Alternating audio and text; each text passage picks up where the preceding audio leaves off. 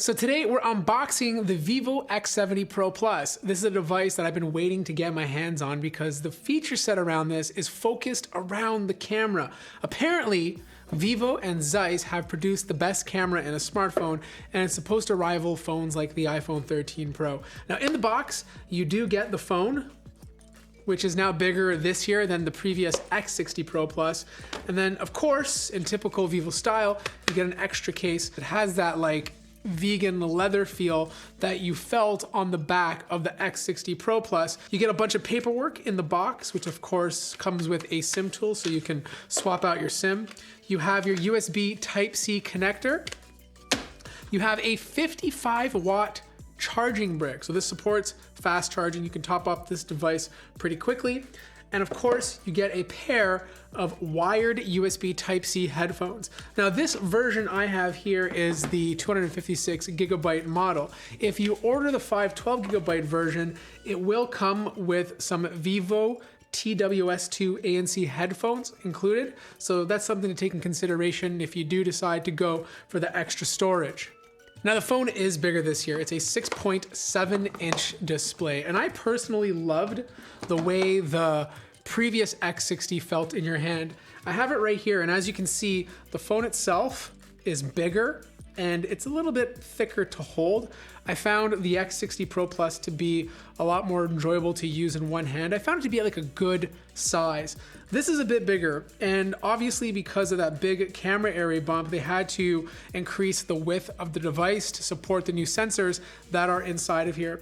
I do love this blue color of the X60. I think it looks very classy, but the black is also nice. Now, just to note, this texture is not the same as the X60. It doesn't have that leather feel to it. This is glass. It just feels a bit more grainy. I kind of like it because you can touch this all day and you're not gonna see too many fingerprints. Now, the camera area on the back is absolutely massive. It's an eyesore, but I understand why it's so big. There's a lot of sensors packed into the back of this device. The bump protrudes. They added this little glossy surface to the right, which makes the entire package bigger than it really is. But the glossy surface does have some substance. Like if you're taking a picture of yourself and you're using the rear cameras, you can use that glossy surface to line up your shot. So it does help. In terms of technology, the top sensor here is an ultra-wide lens. It's 48 megapixels.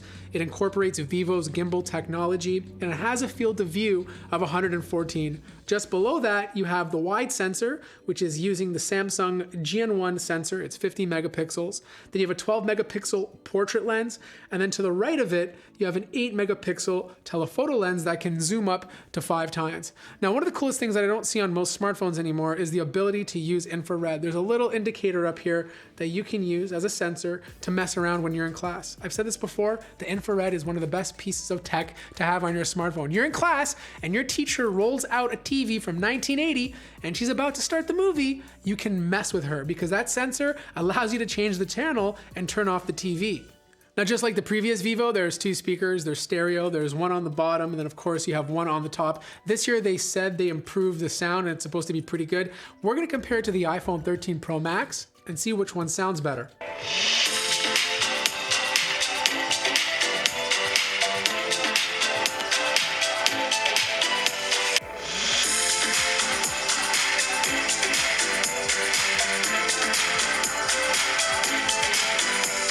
Vivo also has their very first imaging chip inside of here. This is homegrown, it's never been in any other smartphones, and it's supposed to handle a few things. For one, it's gonna interpolate frames or more frames in a low frame situation. So imagine playing a game at 30 frames per second, but it feels slow and you want it to feel faster. It should, in theory, be able to use its algorithms to make the game feel a lot more smoother. Think of motion smoothing. The second thing is monitoring ambient lighting in real time. This should have a huge effect when you're taking photos.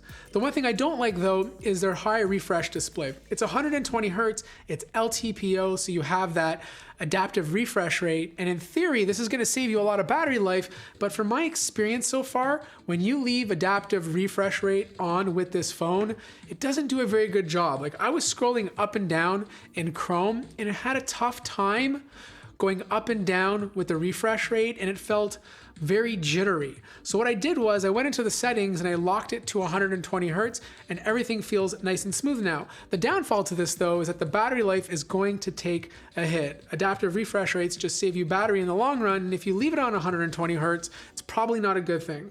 Now this display is beautiful, it's QHD, it's bright, it's vivid. The only thing I don't like is the curved edges. I understand why manufacturers do this, it makes the phone look significantly nicer, but when you're holding it and when you're typing on it, it's not as practical. Let's move away from this. Let's get more flat surfaces on these devices because people who are typing on it will appreciate it. Now the front-facing camera has a high megapixel count. It's 32 megapixels, which is crazy. And I just loaded it up right now and the first thing I notice is the insane amount of skin smoothing. I'm gonna turn it off, and what we're gonna do is we're gonna compare it to the iPhone 13 Pro to see which one takes the best photos. Now last year, ZEISS and Vivo added the BioStar effect, which gave you really cool different types of blurred backgrounds. This year they're adding 3 more for a total of 4. They're adding the sonar effect, the planar effect, and the distagon. So this should be able to change the way the background looks when you're taking a portrait picture. This is a crazy camera, and I can't really cover everything in an unboxing video because there's so much stuff to go through, and I feel like the camera alone deserves its own video. I think the thing to take away from this is you're really buying this for the camera, and in my full review, if it does a really good job, that might be the sole reason to buy this phone alone. Now there is a big 4500 milliamp hour battery inside of here. It has fast charging, it has fast wireless charging if you buy one of Vivo's wireless docks, so you can top this thing up quickly. But the overall first impressions of this, it's a really cool phone. I still think there's a lot of little software glitches. Like I had the software basically lock up on me when I was using Google Now. So I think Vivo needs to go in there and update their software a little bit to make the overall experience a tiny bit smoother. Now for my full review, I want you to drop your questions in the comment section down below, and I'll do my best to answer as many of them. Make sure you like the video if you liked it, subscribe if you haven't already, and I'll see you guys in the next one.